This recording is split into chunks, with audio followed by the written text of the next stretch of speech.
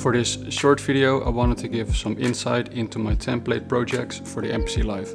I will give 4 tips to help you improve your own template. A big thank you to all my Patreon supporters for keeping this channel going. More information in the description.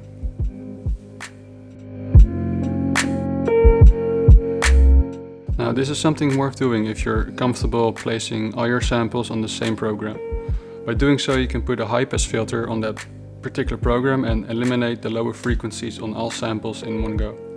This will give space for the kick and bass to sit better in your mix. What I like to use is a high pass filter 1 with the cutoff set at 47.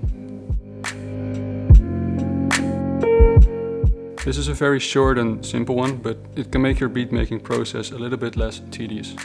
If you're lazy like me and only use one bass sound, you can preload it on the track, so you don't have to set it up manually every time you're beginning a new project.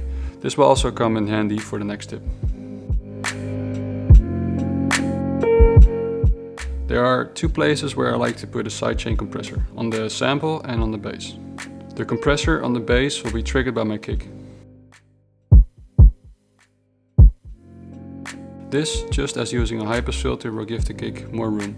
The bass and the kick won't be fighting in the low end of your mix because the kick ducks your bass whenever it hits. The compressor on the sample is triggered by the kick and the snare.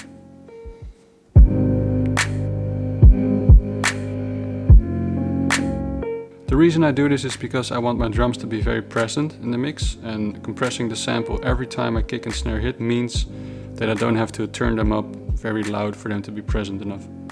I still do, however, have the tendency to put my drums way too loud, but you know, slowly I'm getting to the point where I realize that putting them so loud is not the best thing ever, but hey, I just really like loud drums. Now, I showed you the 2 different settings on the compressors for the bass and the sample. Right now you're seeing the sample one.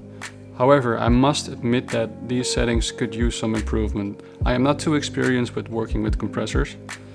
I do know what the settings do, like individually, but yeah, I'm just not an expert when it comes to compression, so I also sometimes change these settings for each beat if the kick is louder than normal or softer than normal, just to make the compression sound as good as it can be.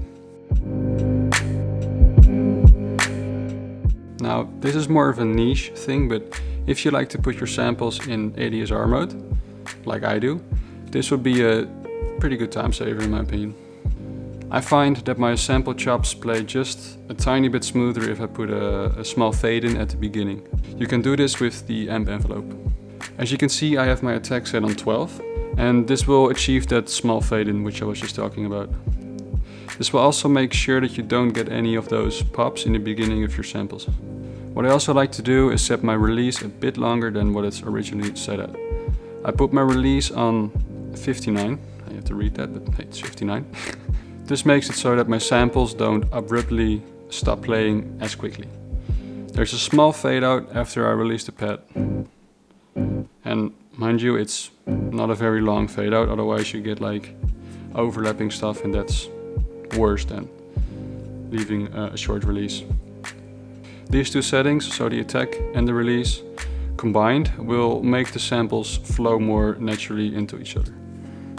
Alright, so those were all my tips for making a decent project template. I hope some of you found these useful. If you're on the MPC Live as well and want to copy my template, you can download it on my Patreon page. And don't worry, I will put this download on there for free, so it won't cost you anything. I must say that I'm not too sure if you can share project templates without any problems like this, because there was not much information I could find on the internet, so if some of you guys have any knowledge on this, please let me know. And yeah, I'll be back soon with a normal behind the beat video in a few days. Probably not gonna do any talking, so it's just gonna be a normal video. Anyways, thank you for watching, and I hope to see you soon. Peace.